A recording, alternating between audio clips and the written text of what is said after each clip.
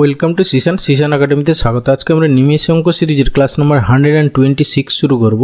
আজকে reasoning and জিআইয়ের উপর যারা কম্পিটিটিভ এক্সামে প্রিপারেশন নিচ্ছে, বিশেষ করে WBPSC, WBCS, food SI, West Bengal police, Kolkata police বা স্টাফ সিলেকশন কমিশনের পরীক্ষা, তাদেরকে বলবো অবশ্যই ভিডিওটা শেষ পর্যন্ত দেখো। এই টাইপের কোশ্চেন তোমরা পরীক্ষায় পাবে। আর ভিডিওটা শেষ পর্যন্ত দেখে ভালো লেগে থাকলে একটা লাইক করো, বন্ধুদের সঙ্গে শেয়ার করো, আর চ্যানেলে নতুন হলে অবশ্যই সাবস্ক্রাইব করো। ওকে, চলো লেট স্টার্ট। ফার্স্ট কোশ্চেন কী আছে দেখে নাও। বলেছে সঠিক শব্দবন্ধটিকে চিহ্নিত করুন যার নিচে সিরিজে পরবর্তী স্থানে বসবে। জাস্ট তাহলে এটা লেটার সিরিজ আছে, বুঝতেই পারছো। ফার্স্ট লেটারগুলো একটু খেয়াল করো।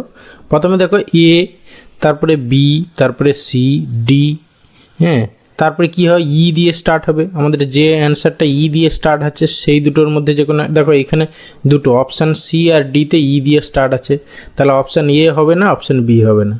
তারপরে দেখো এফ, জি, এইচ, আই, তাহলে জে হবে, তাহলে অপশান সি অ্যান্সার। ওকে, এবার কেউ যদি ধরো শেষেরটা চেক করতো, ঠিক আছে, প্রথমে সে F, G, H, I, J, তাহলে শেষে জে হবে। একমাত্র শেষে জে ছিল অপশান সিতে, সে হয়তো আরও একটু কম সময়ে অঙ্কটা শেষ করতে পারতো। ওকে, এইভাবে তুমি যত প্র্যাকটিস করবে দেখবে তত তোমার মানে টাইম ম্যানেজমেন্টটা ইমপ্রুভ হবে। ওই জন্য ম্যাথ আর জিআই মেন হচ্ছে গিয়ে প্র্যাকটিস, আর কিচ্ছু না। সবাই সব কিছু জানবে, কিন্তু মেন প্র্যাকটিস যারা বেশি করবে তারাই এগিয়ে যাবে। এটাই হচ্ছে গিয়ে মেন ব্যাপার ম্যাথ আর জিআই এর ক্ষেত্রে।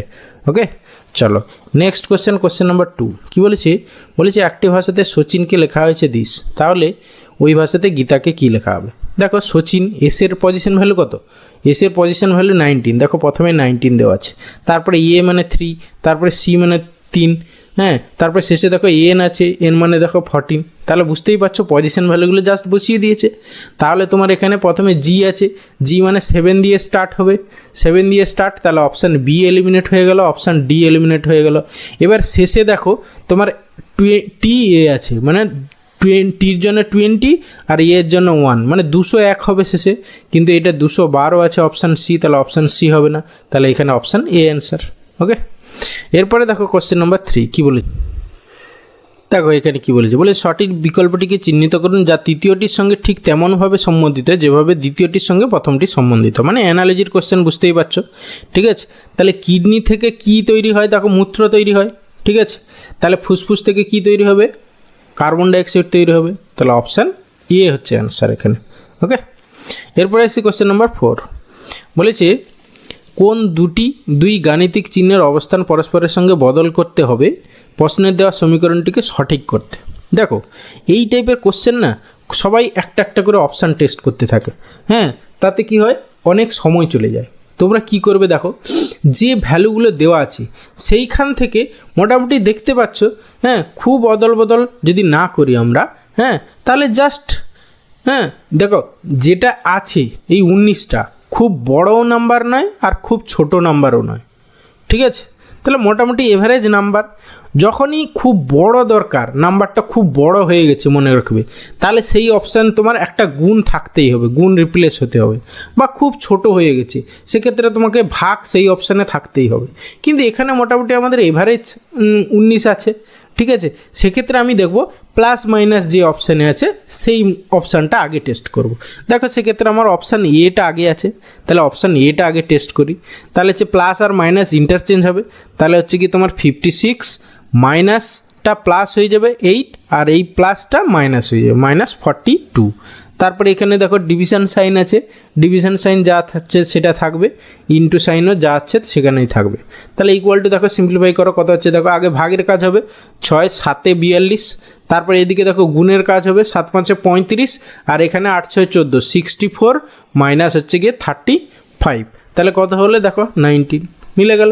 তাহলে এইভাবে তোমাকে অপশানটা চুজ করে নিতে হবে, করে টেস্ট করতে হবে, ঠিক আছে। তাহলে এখানে অপশান এ অ্যান্সার।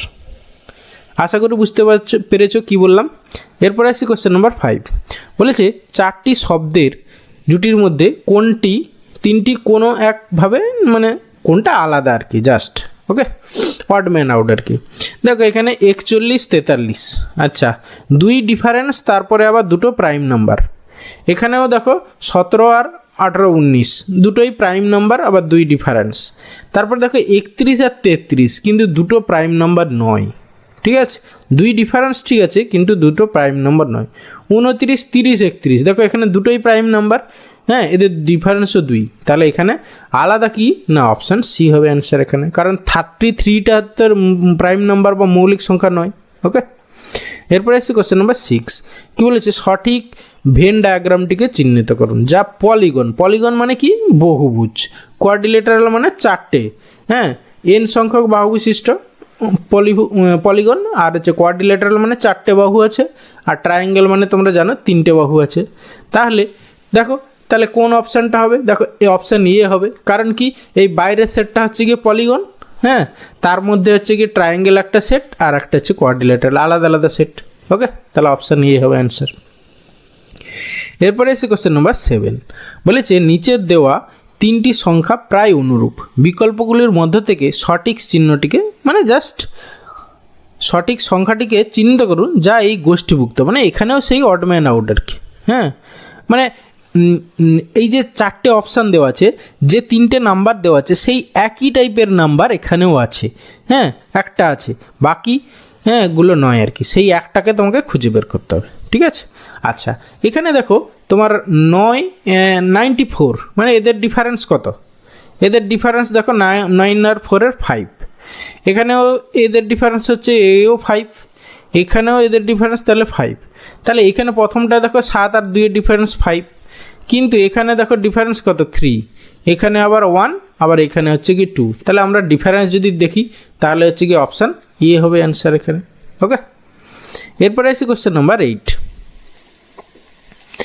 বলেছে যদি ডাব্লিউ এর সংকেত 46, ডাব্লিউ এর সংকেত 46 মানে ডাব্লিউ এর পজিশন ভ্যালু অ্যাকচুয়ালি কত, ডাব্লিউ ইকুয়াল টু হচ্ছে পজিশন ভ্যালু 23, তাকে ইন্টু 2 করে দিয়েছে।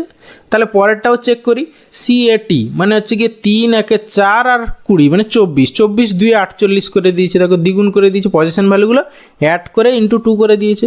তাহলে এখানেও তুমি পজিশন ভ্যালুগুলো অ্যাড করে 2 গুণ করে দাও, তাহলে হচ্ছে গিয়ে 4 আর হচ্ছে গিয়ে ও মানে 15, জি মানে হচ্ছে গিয়ে 7, তাহলে হচ্ছে গিয়ে তোমার 7 5 12 13 14 15 16 6 মানে 6 দিয়ে 12 ইউনিট ডিজিট 2 হবে, মানে অপশান ডি অ্যান্সার।